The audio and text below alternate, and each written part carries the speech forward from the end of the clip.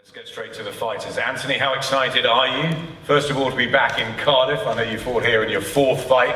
And also to be back in the ring after that thriller at Wembley. Cardiff is good. Cardiff's looking really good. It was a great turnout at the workout yesterday.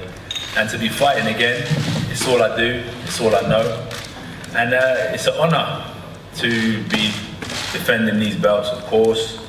I don't always like to talk about the belts because I've always been a fighter before that, and I've always had the ambition of being a talented fighter before I became champion. So me as a person, I'm just looking forward to getting in the ring and handling business. I know you like to keep yourself real, stay hungry and humble, but how much of a privilege is it to be the world heavyweight champion, and how has that changed your mentality? I think the privilege is I'm around hungry athletes as well, so it gives them an opportunity to kind of see the benefits that come with being a champion, and it keeps them motivated. So I'm just like a reflection of hard work, because you know the UK boxing scene is quite grassroots. So I still go to my amateur club. Just before this championship fight, I was training with all the amateurs, like kids that are like 10 years old. And you can only achieve what you see. So when they're training with Olympians and professional world champions, they're inspired. So that's real nice to be in a champion, and I still keep it real and I still train with the grassroots athletes. And overcoming Vladimir Klitschko in those 11 rounds, which obviously taught you a lot about yourself as well. How do you reflect on that as you go into the ring again? We're going to have to put that Klitschko win to the side at some stage, you know where I'm coming from, because boxing's unforgiving. That was that, this is now. So I don't know, Carlos is a completely different animal to Klitschko.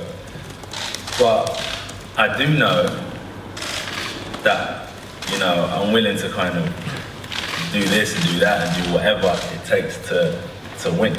That's what I do know. But in terms of style, technique and preparation, it's completely different. Every camp is completely different.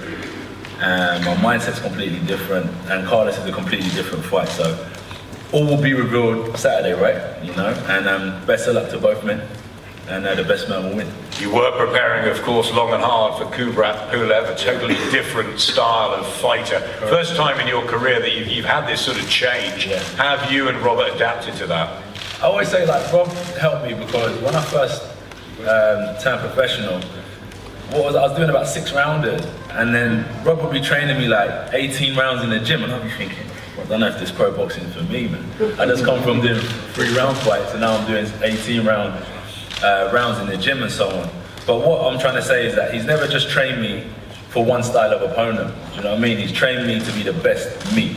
So whether I was fighting Pulev, whether I was fighting King Kong, or whether I was fighting Carlos Takam, he's trained me to be ready, to be fit, to be focused, and to adapt new skills of boxing, balance, feet work, hand positioning.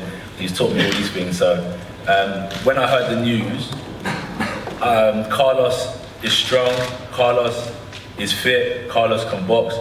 So I just knew that I was going to be facing someone who's ready, and I'm just so happy that I wasn't just training for Pulev. Rob's always trained me to focus on myself, so no matter who it is, I'll always be in good condition to compete against any champion or any contender in the world.